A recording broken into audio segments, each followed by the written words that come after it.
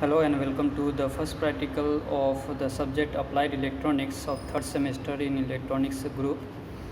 Myself Sanjit Kumar Singh, lecturer in Electronics and Telecommunication at Praveen Patil College of Diploma Engineering and Technology. So here is the circuit diagram of the first practical circuit diagram for the C amplifier. The components required, we can see we require a BC 547 or 548. Here we have used 548 as the transistor, main transistor. Then R1 and R2 are the biasing resistors. 33 kilo ohm R1 value, 3.3 kilo ohm R2 value. Then C1 and C2 are the coupling capacitors of the value 0.1 microfarad, and C3 is the 10 microfarad, that is bypass capacitor. Then 1.5 kilo ohm is the RC value, that is acting as load if no external load connected here. Then RE is the 470 ohm, that is used for stabilizing the operation or Q point of the transistor as well as for biasing. So from function generator we are feeding input of 20 millivolt at 1 kilohertz, and we are simultaneously observing the input signal on first channel of the CRO, and the output is observed on the second channel of the CRO. So here is the resources required and how this circuit is implemented. For that we are requiring this BC 547 or 548. The pin configuration we are seeing here is the first terminal is collector, second base, and third is emitter. So here we have used 548, BC 548 in our circuit.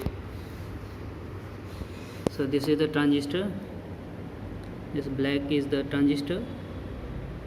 These two are the coupling capacitors, C1 and C2, and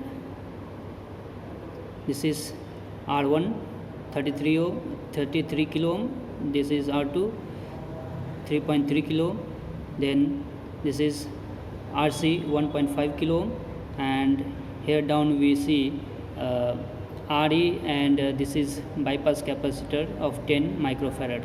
And for giving the input from the function generator is at the base of the transistor and with respect to the emitter grounded. So these two wires are for the input 20 millivolt, and output will be taken from the coupling capacitor C2 and the ground, that is the emitter grounded. So from here we are taking the output. Now VCC we have set it at 10 volt, and from the function generator we are setting, right now it is at 100 kilohertz, we can set it at 1 kilohertz initially. So this is 1 kilohertz signal observed on first channel of the CRO.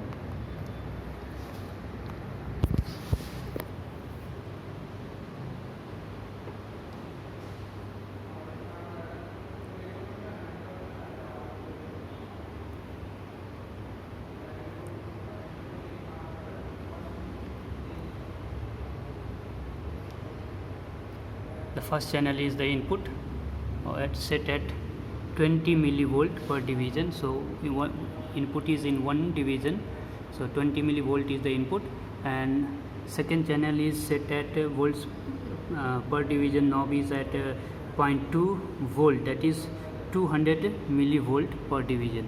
So output we are seeing the second channel at it is about 2.8 division. So 2.8 into 2 will be 5.6. So it is 560 millivolts. So output at 1 kilohertz is 560 millivolt. So this is the output we are obtaining at 1 kilohertz. Similarly, we can observe the output at the other higher frequency. Say this is near about 10 kilohertz.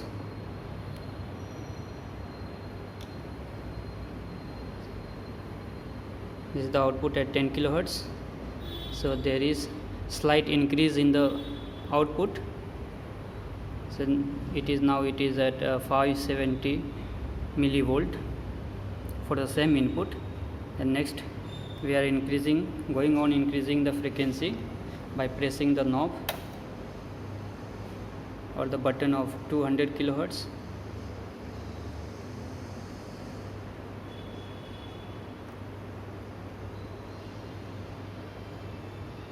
So this is the output we are obtaining, almost same as the previous.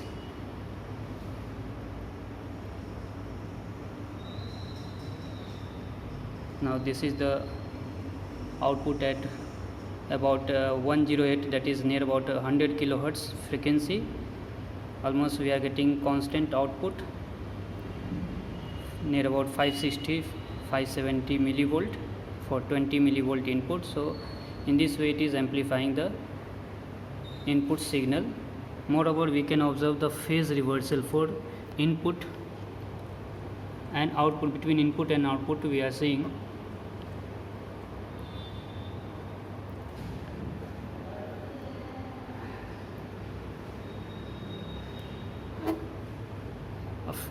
we can see the phase reversal of 180 degree. For positive peak we get the negative peak, and for the negative peak we are getting the positive peak value. So there is a phase shift of 180 degree for single stage transistor amplifier. This transistor amplifier is acting as low power amplifier, and we have taken a sample reading. Say for at 100 Hertz the output is 150 millivolt. So gain is calculated as V out upon V in. So we are getting the gain as V out is 150 millivolt by 20 millivolt will be 150 millivolt by 30 millivolt is 5 as the voltage gain. Then we are converting it into dB by using the formula 20 log to the base 10. The gain just calculated 5. So in dB it is 13.98 dB. Similarly, we are taking the readings at 1 kilohertz. We get a 900 millivolt output. Gain is 30 voltage gain, and in terms of dB it is 29.54 dB. So we are increasing the input frequency and noting down the output voltage, and gain is calculated, voltage gain, and it is converted into dB. So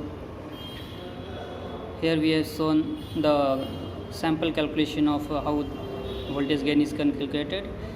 520 millivolt is the output voltage, 20 millivolt the input voltage, so the gain is 26. It is converted into in terms of dB. So in terms of dB it will be 20 log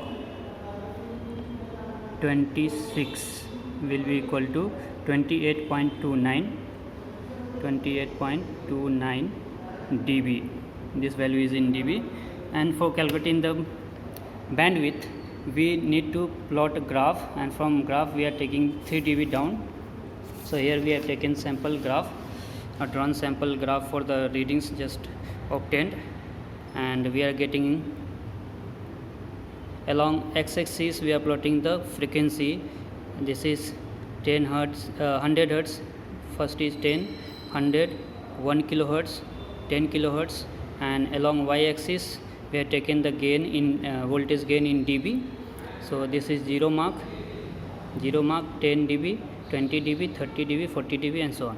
So we are getting a curve like this, and by drawing a line, dotted line 3 dB down here, we are getting the lower cutoff frequency and the upper cutoff frequency, So the difference between lower and upper cutoff frequency is the bandwidth. So that is 700 kilohertz minus 0.9, that is 900 hertz is 699 kilohertz. That is approximately 700 kilohertz we are obtaining the bandwidth, and the maximum gain we are obtaining is from this graph is near about 32